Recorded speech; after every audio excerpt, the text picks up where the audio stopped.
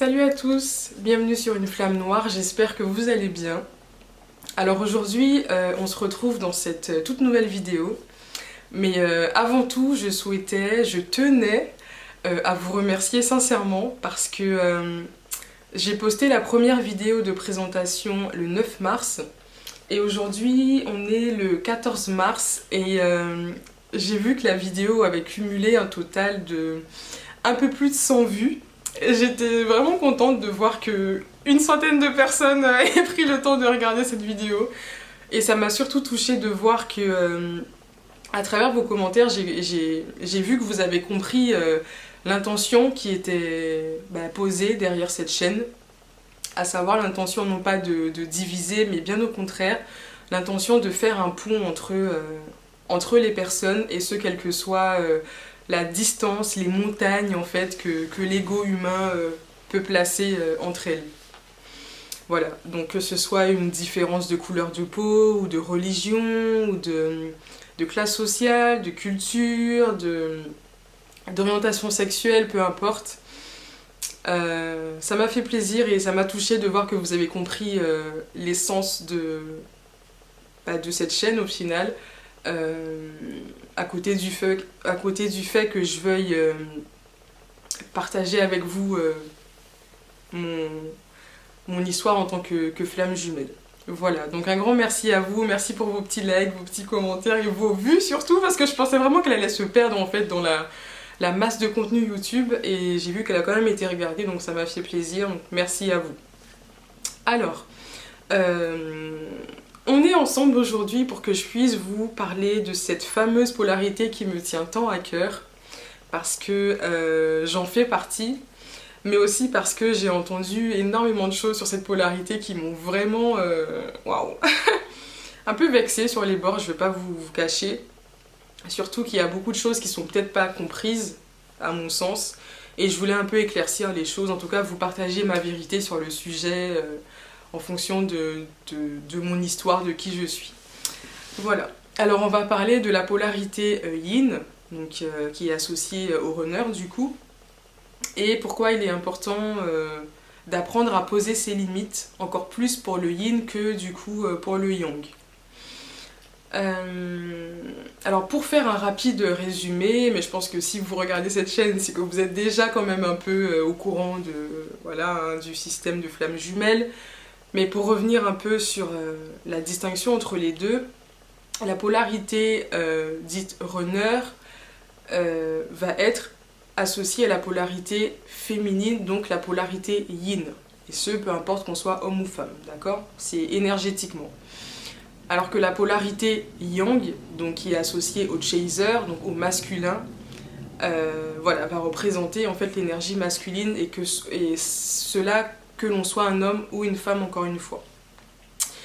Et pourquoi il est très important pour le yin d'apprendre à poser ses limites plus que le yang? Parce que par essence, le yin est une énergie féminine.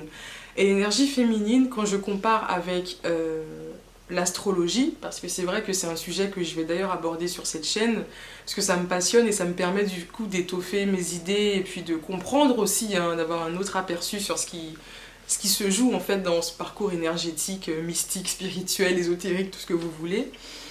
En astrologie, la féminine, en tout cas l'énergie féminine, va être représentée par la lune, symbolisée par la lune, associée au signe du cancer et appartenant à la maison 4 sur la roue astrologique. Donc sur la roue astrologique, pour faire un rapide cours d'astrologie, même si c'est pas la thématique de cette vidéo, en astrologie on a 12 maisons qui vont être associées aux 12 signes astrologiques, donc du bélier au poisson, et la maison 4 est le 4e signe du zodiaque, qui est le cancer, et le cancer qui est représenté par la maison 4 et protégé par la planète, en tout cas en astrologie la lune est une planète, qui est protégée par la lune, symbolisée par la lune. Ok.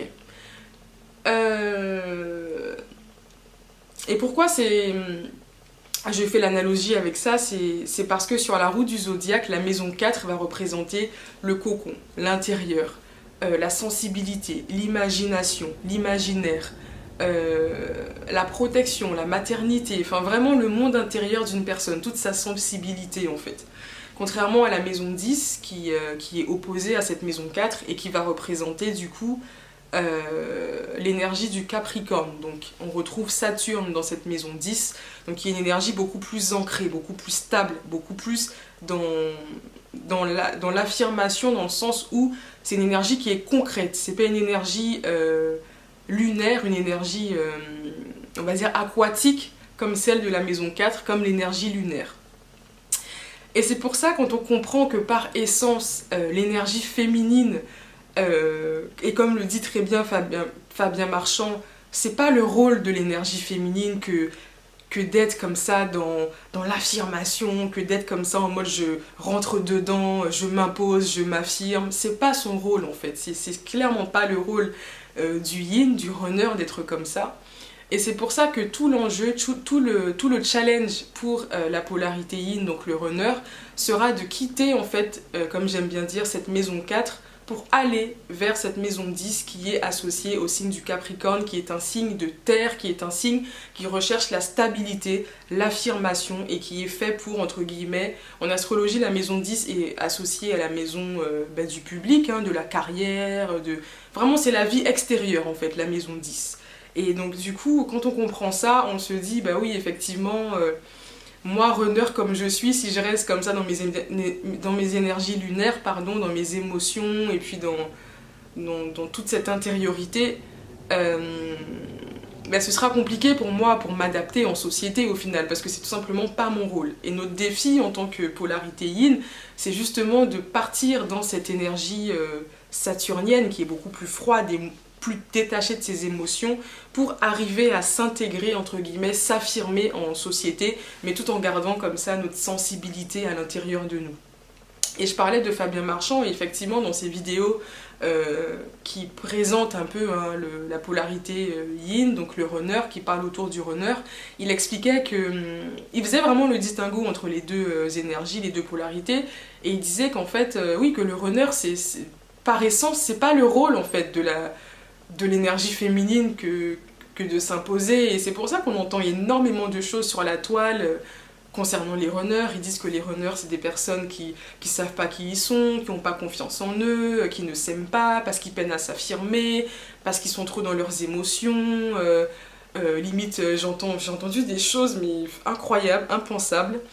Des gens disent que le runner c'est un menteur, qu'il agit par imitation, qu'il agit par mimétisme, qui sait pas qui il est, qui fuit, le fameux mot de fuite. D'ailleurs, j'ai prévu une vidéo sur ce sujet pour vous expliquer clairement avec des vrais termes pourquoi est-ce que cette fuite est beaucoup plus profonde que simplement fuir. Voilà. En tout cas, j'ai entendu énormément de choses hein, sur la toile qui m'ont, je vous avouerai, en tant que polarité yin, en tout cas prédominante. Donc là, mon challenge, hein, c'est d'apprendre comme ça à rééquilibrer, à réharmoniser ces énergies. Et d'ailleurs, cette chaîne me fait un très très grand bien hein, dans cette démarche. Mais voilà, c'est vrai que la polarité yin, par essence, c'est pas notre rôle en fait que d'être en dedans et puis que on n'est pas à l'aise en société. C'est pour ça qu'on va souvent avoir tendance à se mettre en retrait et tout.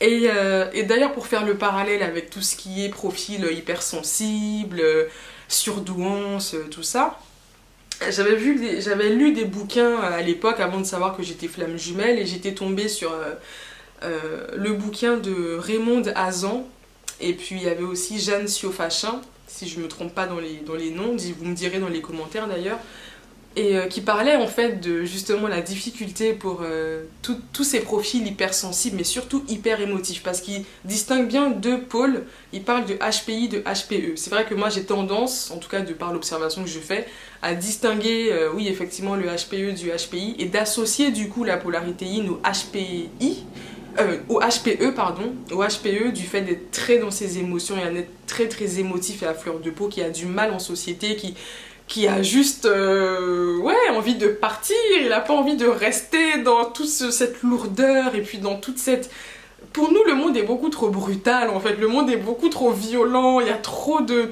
méchanceté gratuite. Il y a trop de personnes qui sont malveillantes. Enfin, bref. Donc pour moi, la polarité yin, j'associe vraiment à ce concept, en fait, de HPE. Alors que la polarité yang, donc toujours très sensible aussi, on va pas se mentir, hein, le yang aussi est sensible, vu que dès lors qu'on est dans un parcours de flammes jumelles, et puis même tout être humain de base a une certaine sensibilité, après à des degrés différents, bien sûr. Mais c'est vrai que ces profils atypiques auront de manière innée cette sensibilité à fleur de peau. Et pour le yang, ce sera plus une intelligence, une sensibilité un peu plus, on va dire un peu froide, donc dans l'intellectuel en fait, d'où HPI, au potentiel intellectuel. Enfin bon. Mais en tout cas, mais voilà, c'est pour ça que nous...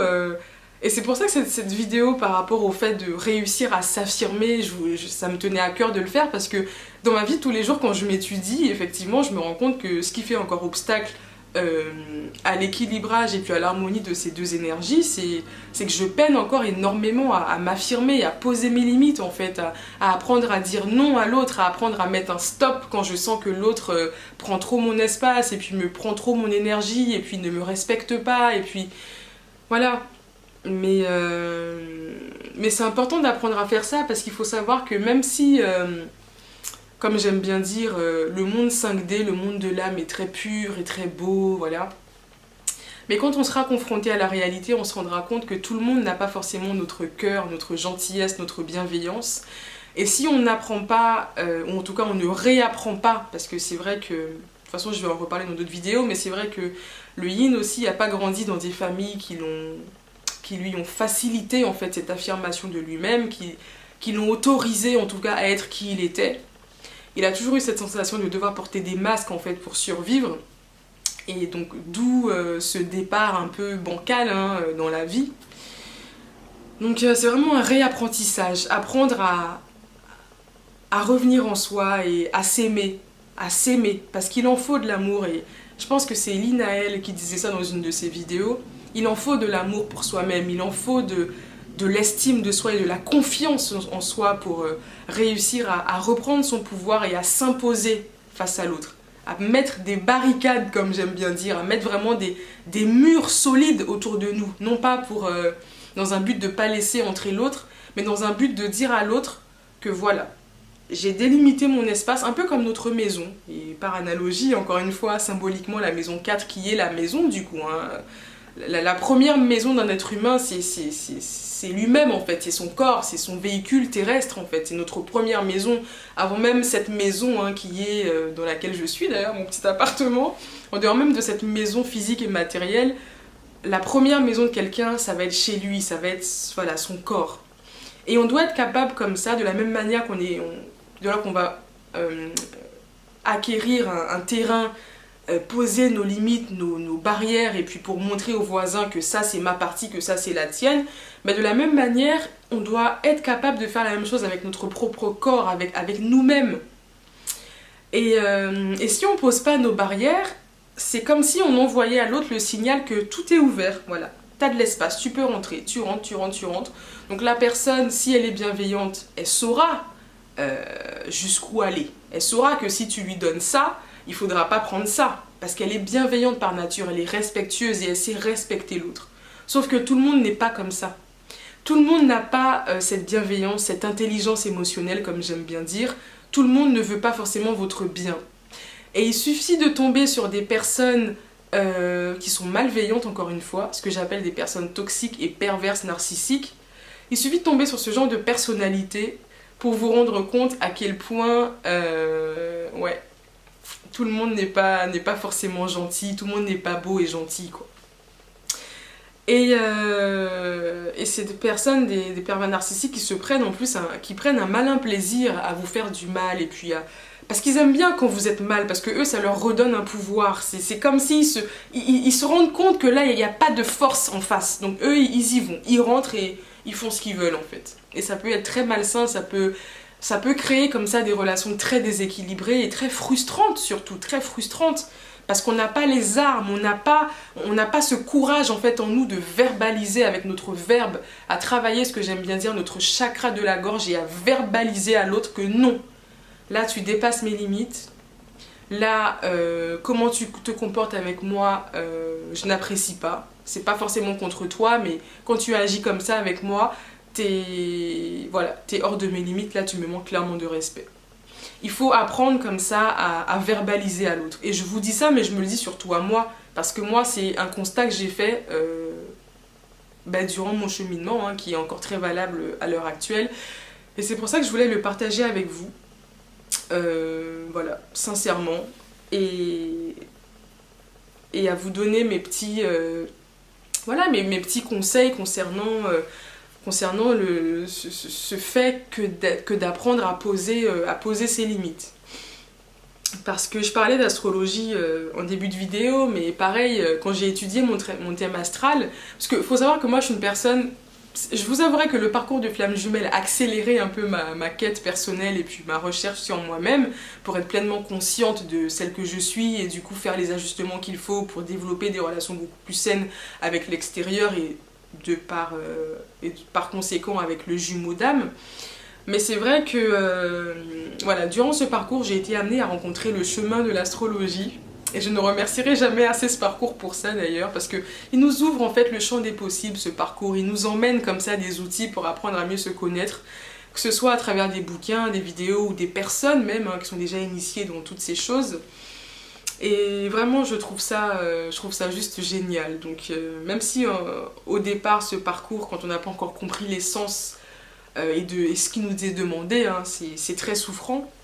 Et ça reste encore très souffrant, hein, qu'on ait compris ou non.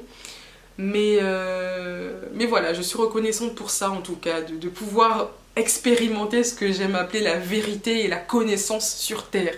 Vraiment, je suis reconnaissante pour ça. Et en fait, quand j'ai étudié mon thème astral, je me demandais comme ça, pourquoi est-ce que les gens se comportent comme ça avec moi? Pourtant, je suis gentille, je suis douce, je suis pas quelqu'un qui rentre dedans, je suis pas quelqu'un qui est dans ses énergies de feu, qui va limite être en mode frontal avec les gens. Je suis plutôt calme, plutôt douce et tout, je me fais pas trop remarquer. Et pourquoi en fait les personnes en face de moi agissent comme elles agissent? Et l'astrologie m'a révélé qu'effectivement, j'ai ma lune dans le signe des poissons. Et pour faire un rapide résumé de ce qu'est la lune en poisson, donc la lune, comme je disais, c'est vraiment l'intérieur d'une personne, c'est comment elle est constituée sur un plan émotionnel. Et le signe du poisson est gouverné par la planète Neptune, donc qui est la planète des arts, de la spiritualité, du soin à l'autre aussi. Neptune, c'est vraiment une énergie très subtile, très belle et puis très, très créative aussi, parce que le poisson est un signe d'eau, tout comme le cancer d'ailleurs, donc en ça je peux un peu les associer. Parce qu'il y a aussi le scorpion qui est un signe d'eau, mais du fait qu'il soit aussi régi par la planète Mars, qui est une planète d'élément feu, c'est un signe d'eau, mais un peu plus rentre dedans, en théorie. Alors que les signes d'eau que sont le poisson et le cancer sont un peu plus dans leur imaginaire, un peu plus dans leurs rêves, et un peu plus dans leurs émotions du fait d'être gouvernés par cet élément de l'eau. Voilà. Et quand vous comprenez que votre lune, qui est votre système émotionnel, est régie par une planète aussi sensible que celle de Neptune, et par une planète aussi qui a tellement à cœur de fusionner avec l'autre, parce qu'il y a ça aussi que j'ai pas précisé, Neptune c'est vraiment la planète qui symbolise un peu le grand tout. Neptune c'est le dieu des mers, le dieu des océans, c'est vraiment le grand tout, elle est associée à la maison 12 en astrologie. J'aurai l'occasion de revenir sur tout ça. Mais si vous vous y connaissez, je pense que vous voyez de quoi je parle. Et quand vous comprenez qu'une planète aussi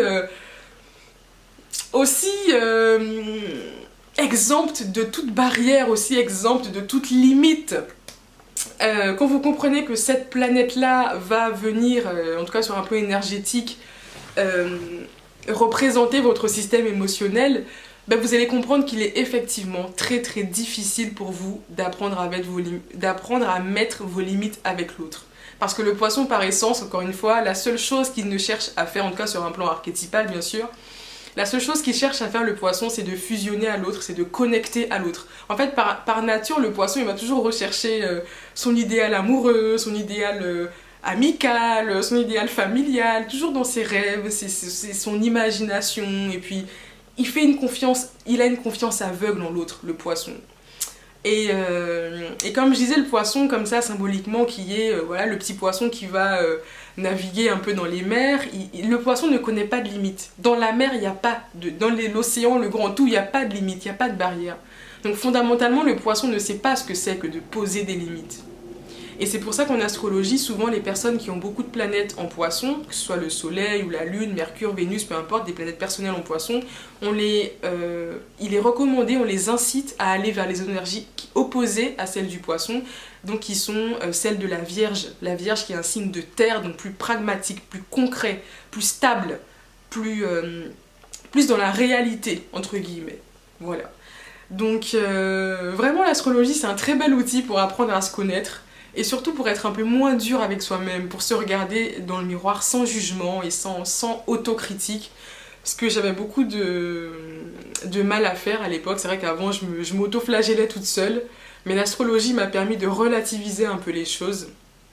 Et du fait d'avoir compris que j'ai cette lune en poisson en plus dans la maison 7, la maison 7 qui est la maison de l'autre par excellence, hein, parce que pour faire encore un petit rapide résumé, sur l'axe du zodiaque, on a la maison 1 qui va représenter l'ascendant de la personne, et la maison 7, donc l'ascendant c'est le soi, c'est comment on se présente physiquement à l'autre, et la maison 7, donc à l'opposé, va être la maison de l'autre. Donc comment est-ce que on se comporte dans nos relations en fait avec les autres. Donc on dit que c'est la maison du mariage aussi, la maison des partenariats, enfin tout ce qui est à l'extérieur de nous. Voilà. Et quand j'ai compris que j'avais effectivement ma lune en maison 7 en poisson, ben j'ai compris en fait pourquoi c'était si difficile pour moi de réussir à m'imposer, à m'affirmer et puis à verbaliser les choses. Mais en tout cas c'est un travail que je fais sur moi et j'ai compris à quel point c'était important. En tout cas mes relations même hein, que j'ai vécues jusqu'à là m'ont permis de comprendre qu'effectivement tout le monde n'est pas beau et gentil, et que c'est faire preuve de suffisamment d'amour envers soi-même que de comprendre qu'il est important de poser ses limites. Parce qu'on ne peut pas laisser n'importe qui rentrer dans notre vie, n'importe comment, sous prétexte qu'il faut socialiser, sous prétexte qu'il faut avoir une vie sociale. Voilà, et ce parcours de flamme jumelle nous le rappelle et nous le montre très bien. Donc voilà, et je parlais aussi de la lune et de Saturne, donc la lune qui est rattachée à cette belle polarité féminine, et je parlais aussi de Saturne du coup, hein, qui sur la roue du zodiaque est à l'opposé de cette énergie lunaire. Un petit conseil que je peux vous donner hein, si vous voulez savoir comment apprendre à poser entre guillemets vos limites, ou en tout cas dans quel secteur de votre vie est-ce que vous êtes appelé à utiliser votre énergie justement de limitation, donc qui est représentée par les énergies saturniennes. Un petit conseil, en tout cas moi c'est ce que j'ai fait quand j'ai étudié mon thème astral, regardez où se trouve votre Saturne, la planète Saturne. Regardez dans quelle maison est-ce qu'elle est. Moi elle est dans ma maison 6. Donc laissez-moi vous dire que c'est mon quotidien ça, que d'apprendre à mettre mes limites avec les autres et même à apprendre à poser un cadre sain pour ma vie, c'est mon quotidien, voilà. En gros dans cette incarnation je suis appelée à poser des limites saines, un cadre sain et des barrières saines dans ma vie, que ce soit avec les autres ou même dans ma manière de faire, de m'alimenter, tout ça, tout ce qui est addiction faut que j'arrête, enfin voilà, c'est un gros taf, un gros taf. Mais voilà, regardez où se trouve votre Saturne et vous allez comprendre dans quel domaine de votre vie il va être très important pour vous d'apprendre à poser vos limites, d'apprendre à construire des barrières solides pour votre vie. Voilà. Donc je vais m'arrêter là je pense parce que sinon je vais trop dévier du sujet. Mais en tout cas, ça m'a fait du bien de parler de ça, de me libérer. Là je suis bien, mon chakra de la gorge il a bien parlé, il a vraiment bien parlé. Et ah oui, une dernière petite chose, donc moi en tant que runner, je voulais m'adresser aux chasers qui me regardent, qui m'écoutent. Sachez que nous les yin, notre psychologie est beaucoup plus profonde que ça. Et si voilà, on a l'air d'être des victimes, comme j'entends aussi parfois que oui, le runner c'est une victime, il sait pas se défendre, voilà, comment on peut autant se laisser marcher sur les pieds, hein. Sachez que de par nos énergies féminines, en tout cas prédominantes, c'est pas notre rôle, c'est beaucoup plus profond que ça. Et je pense que dans la vie, autant l'énergie féminine que masculine, en fait, on a besoin, ces deux énergies ont besoin l'une de l'autre. Et critiquer autant le runner, c'est comme encore diviser ces deux énergies, c'est comme diviser l'énergie masculine et l'énergie féminine, qui pourtant ne peuvent pas vivre l'une sans l'autre. D'accord ? Essayez juste de comprendre que le but de ce parcours, c'est justement de revenir en soi et de rééquilibrer, réharmoniser ces énergies. Quand on est trop yin, de revenir un peu dans le yang. Quand on est trop yang, de revenir dans son yin, tout simplement. Donc critiquer le yin à tout va, dire que oui, trop sensible, pleure trop, enfin voilà, qu'il n'est pas adapté pour ce monde, qu'il est trop vulnérable. Non, ça va aider personne en fait. Là, on est là pour faire un taf constructif, ça ne va aider personne. Donc voilà. Donc mes petits chasers, voilà, je vous envoie des petits bisous quand même, on vous aime, hein, les runners vous aiment, ne vous inquiétez pas, votre runner vous aime beaucoup, c'est juste que le runner qui a été quand même bien traumatisé, et puis bien froissé, bien cassé par la vie, il a encore des mécanismes inconscients qu'il doit encore travailler, mais... croyez-moi que, en tout cas moi je m'exprime en tant que runner et de ce que je ressens aussi pour mon jumeau. Croyez-moi que si on pouvait tout changer comme ça et faire en sorte qu'on s'unisse entre guillemets à tout jamais, on l'aurait fait. Mais encore une fois, c'est pas ce qui nous est demandé, c'est pas l'essence même de ce parcours. On est avant tout dans un parcours de guérison, de retour à soi et de guérison. Ouvrir un peu la porte de cette maison 4 et regarder vraiment ce qui s'y trouve pour faire le nettoyage, le ménage. Donc voilà, c'est beaucoup de patience dans ce parcours et beaucoup de courage surtout. Je suis déjà à 26 minutes, bientôt 27 minutes, je vais couper là la vidéo sinon elle sera trop longue. J'espère que vous avez compris l'essence du message, que ça vous a parlé, que vous avez quand même pu prendre des petites informations intéressantes. Concernant l'astrologie, je vais revenir sur toutes ces thématiques de toute façon. N'hésitez pas à me dire en commentaire d'ailleurs quel est votre signe solaire. Et j'ai pas précisé, je suis cancer. Mon signe solaire est en cancer et j'ai ma lune en poisson. Donc n'hésitez pas à me dire, je serais ravie de savoir s'il y a des lunes en poisson parmi nous. Et savoir comment vous gérez toute cette vibe un peu neptunienne qui peine tant à poser ses limites avec les autres et qui finit toujours frustré parce que du coup, il se fait toujours marcher sur les pieds. Enfin bref, n'hésitez pas à me partager tout ça. D'ici là, je vous fais... d'énormes bisous en tout cas, n'hésitez pas à commenter, partager, voilà, échanger, parce que c'est un espace safe encore une fois. Parce que je pense que le témoignage de tout un chacun peut aider la communauté à mieux avancer, donc n'hésitez pas. Et d'ici là, prenez bien soin de vous et je vous dis à bientôt pour une prochaine vidéo. Bye bye.